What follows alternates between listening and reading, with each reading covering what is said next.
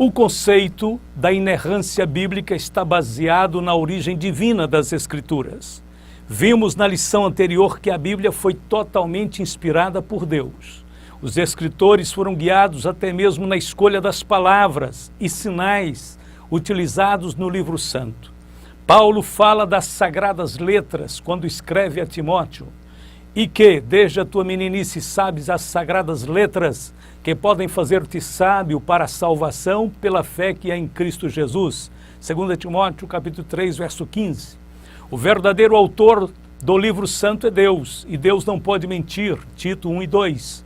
O 9º mandamento ordena, não dirás falso testemunho. Êxodo 20, 16. Provérbios 19, verso 5 reitera, a falsa testemunha não ficará inocente, e o que profere mentiras não escapará. Deus nunca contradiz a sua palavra e nunca age contra o seu caráter.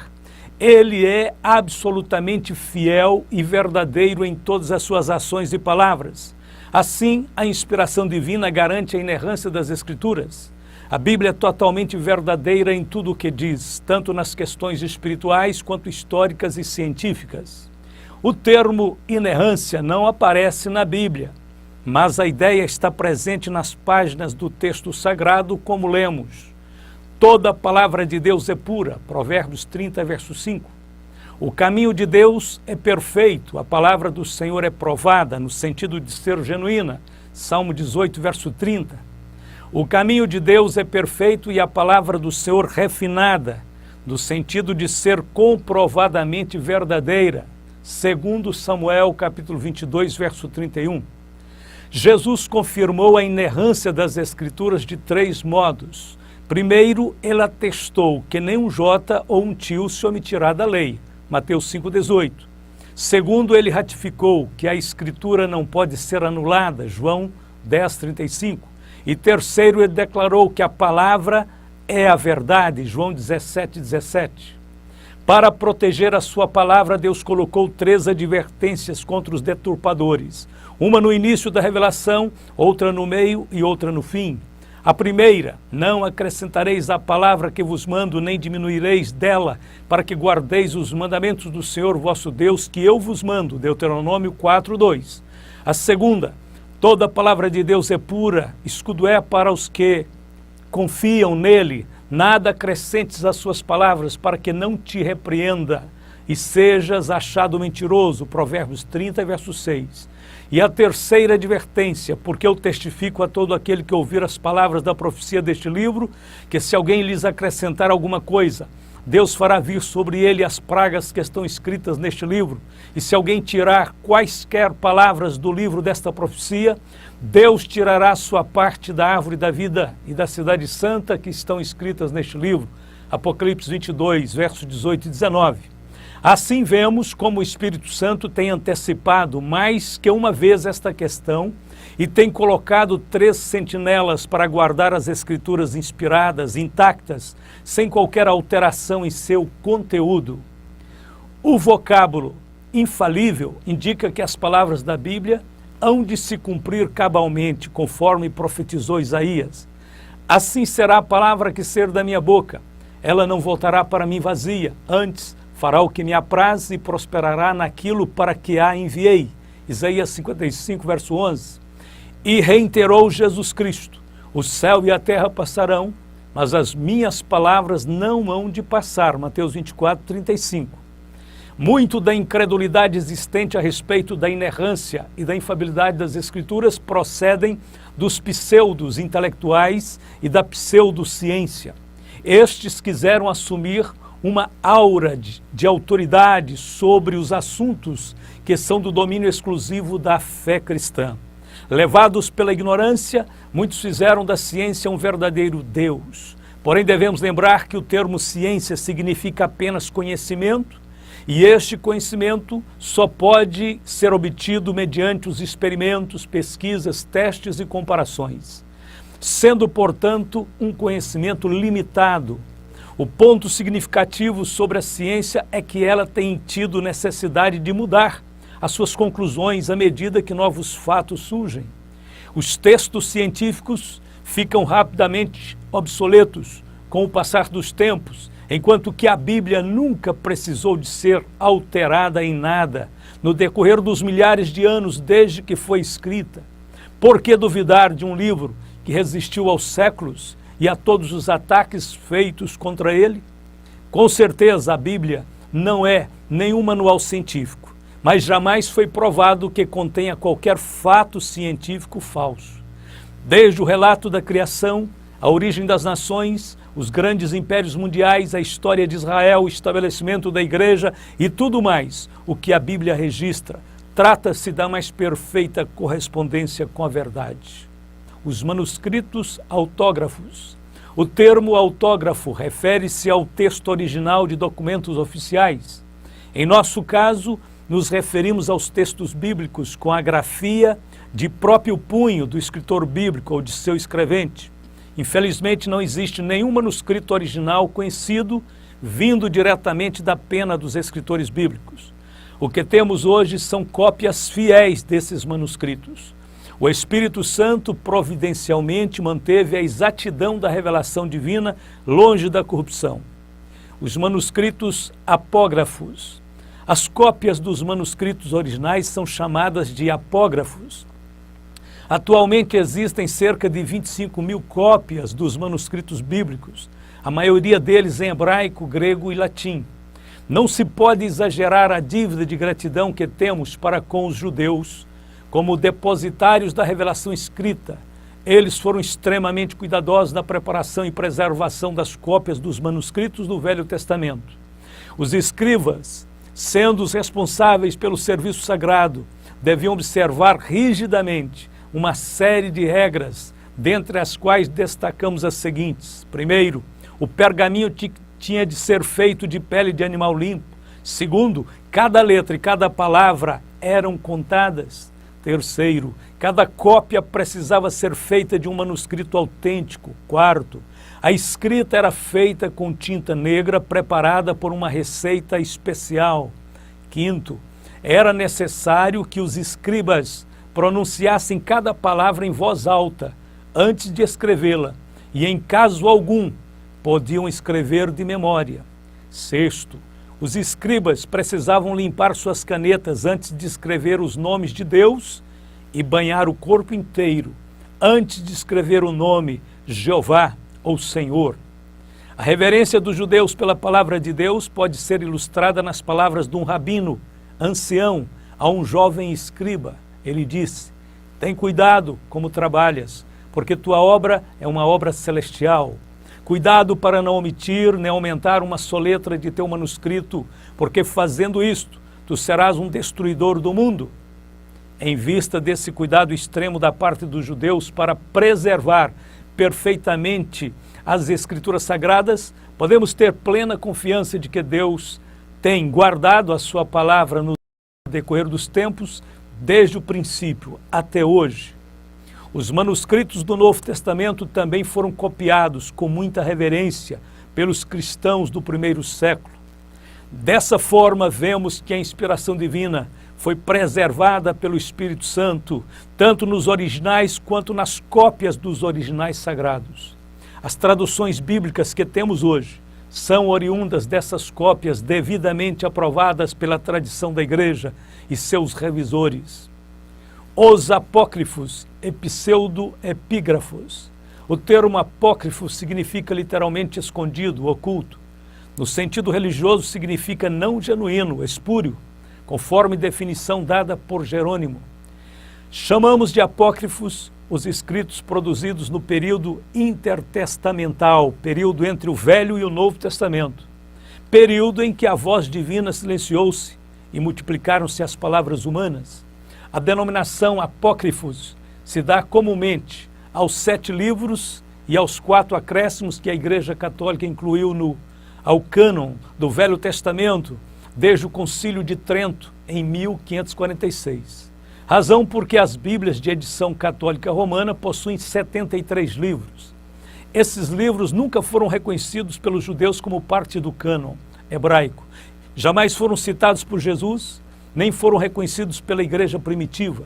Jerônimo, Agostinho, Atanásio e outros homens de valor dentre os primitivos cristãos se lhes opuseram como livros inspirados. Estes livros apócrifos são eles: Tobias, Judite, Sabedoria, Eclesiástico, Baruque, 1 Macabeus, 2 Macabeus e os 4 acréscimos, 1 em Esther e 3 em Daniel.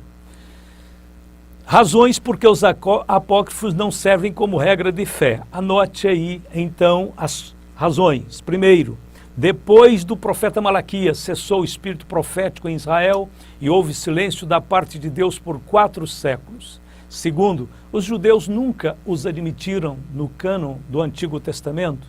Terceiro, nunca foram citados por Jesus Cristo, nem pelos apóstolos como inspirados ou fonte de doutrinas. Quarto, a igreja primitiva e os pais da igreja do primeiro século nunca reconheceram a canonicidade neles. Quinto, existem tais livros, opiniões divergentes, contradições, erros, falsidades, contos e lendas. E sexto, estes livros apócrifos não trazem o assim diz o Senhor, em nenhum lugar alegam autoridade ou inspiração divina, como fazem todas as escrituras sagradas. E sétimo, a Igreja Romana aprovou os apócrifos em 18 de abril de 1546 como meio de combater a reforma protestante, então recente. Nessa época, os protestantes combatiam tenazmente as heresias romanistas do purgatório, oração pelos mortos, salvação mediante as obras e etc. Os romanistas viam nos apócrifos base para tais doutrinas falsas e apelaram para eles, aprovando-os como canônicos. A primeira edição da Bíblia Católico-Romana com os apócrifos deu-se em 1592 com a autorização do Papa Clemente VIII.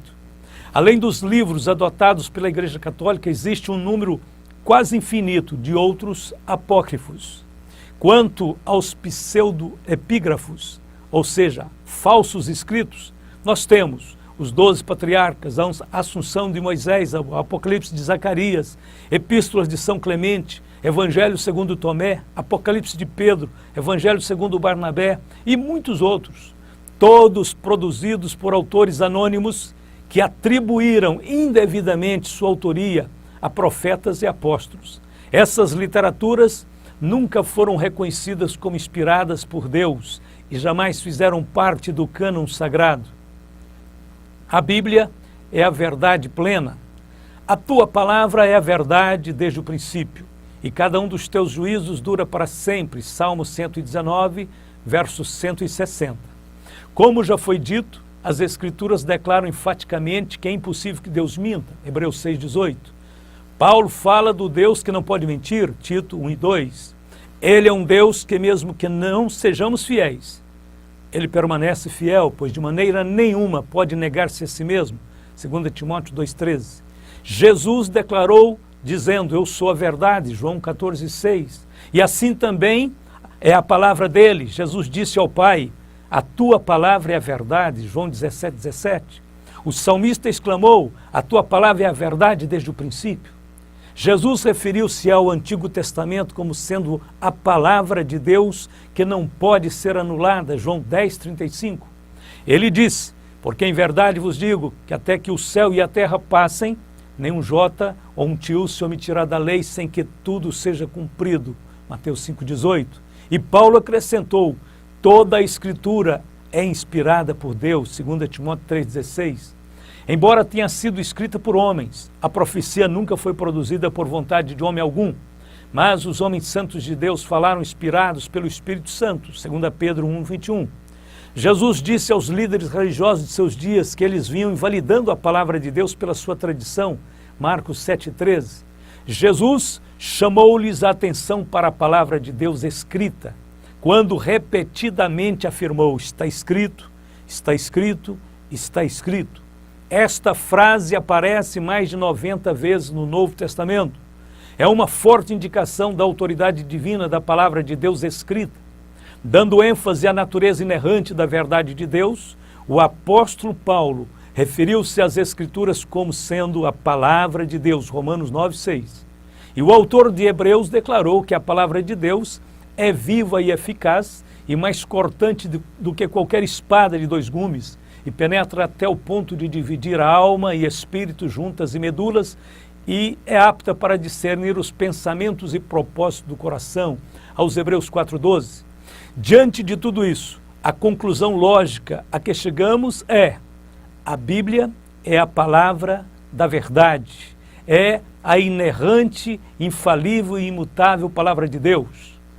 Enquanto o relativismo resiste à ideia cristã de valores absolutos e imutáveis, Deus Pai e Deus Filho reafirmam: e disse-me o Senhor, viste bem, porque eu velo sobre a minha palavra para a cumprir. Jeremias 1:12. O céu e a terra passarão, mas as minhas palavras não hão de passar. Mateus 24:35. Enquanto os defensores do relativismo dizem que a verdade é algo abstrato, relativo e impossível de ser plenamente definido, Jesus afirma categoricamente: eu sou a verdade. Observe que ele não disse eu sou uma verdade, mas ele disse eu sou a verdade. Jesus declarou ser a verdade no sentido absoluto. Jesus também declarou que a palavra de Deus é a verdade no sentido absoluto, igualando a palavra de Deus à sua própria pessoa. João 17:17. A Bíblia Sagrada é o fundamento para o viver ético, moral e espiritual dos cristãos. É a única regra infalível de fé e de conduta para a igreja. Os padrões bíblicos para o nosso viver não sofrem mudanças. Aquilo que a palavra de Deus diz ser pecado, permanece pecado em qualquer cultura, em qualquer tempo e em qualquer lugar. Porque o Senhor é bom e eterna a sua misericórdia, e a sua verdade estende-se de geração a geração. Salmo 100, verso 5. Qualquer que seja o assunto, seja ele espiritual, histórico, geográfico ou científico, nunca haverá algum assunto que Deus não conheça, desde as eras eternas. Por conseguinte, as Escrituras não se equivocam sobre nenhum assunto. A Bíblia é divinamente infalível em toda a matéria que aborda. Os críticos, por exemplo, um dia afirmaram que Moisés não poderia ter escrito os 5 primeiros livros da Bíblia, porque, segundo eles, a escrita ainda não existia na época de Moisés. Agora sabemos que a escrita já existia há alguns milhares de anos antes de Moisés. De igual forma, os críticos um dia acreditaram que a Bíblia estivesse errada ao falar dos hititas ou heteus. Sua existência, porém, foi comprovada pela descoberta na Turquia de uma biblioteca hitita. Esses fatos nos levam a crer que, se existem algumas dificuldades bíblicas ainda não resolvidas, certamente, no devido tempo, elas serão esclarecidas, como já foram milhares de outras dúvidas. E que, portanto, toda dificuldade de interpretação deve-se às nossas próprias limitações e não à perfeita integridade da Bíblia.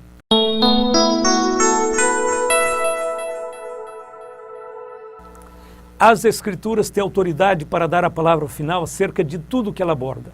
Jesus usou a Bíblia para resistir ao tentador, para resolver discussões doutrinárias e para sustentar a sua própria autoridade. Às vezes, o ensinamento bíblico apoia-se num pequeno detalhe histórico, numa palavra ou numa frase, ou mesmo na diferença entre singular e o plural. Mas, conquanto a Bíblia seja infalível, as interpretações humanas não são.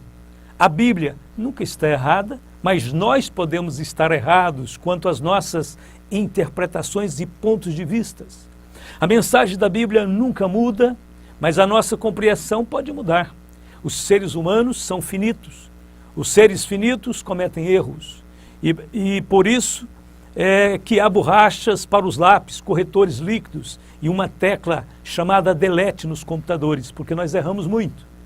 E muito embora a palavra de Deus seja perfeita, enquanto existirem seres humanos imperfeitos, haverá erros de interpretação das Escrituras e falsos pontos de vista deles decorrentes.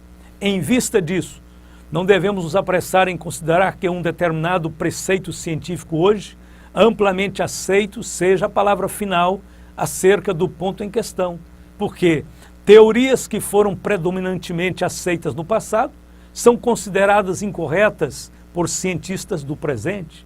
Dessa forma, é de se esperar que haja contradições entre os seres humanos sobre as questões científicas, históricas, culturais e também espirituais. Isso, porém, Não pode ser uma prova de que há qualquer contradição entre o mundo de Deus e a palavra de Deus, entre a revelação geral de Deus e a sua revelação especial. Nesse sentido, a ciência e as escrituras não estão em contradição. Somente as opiniões humanas, finitas e falíveis, acerca da ciência e das escrituras, é que podem entrar em contradição. A palavra de Deus continuará sendo eternamente inspirada, inerrante, infalível, imutável e verdadeira.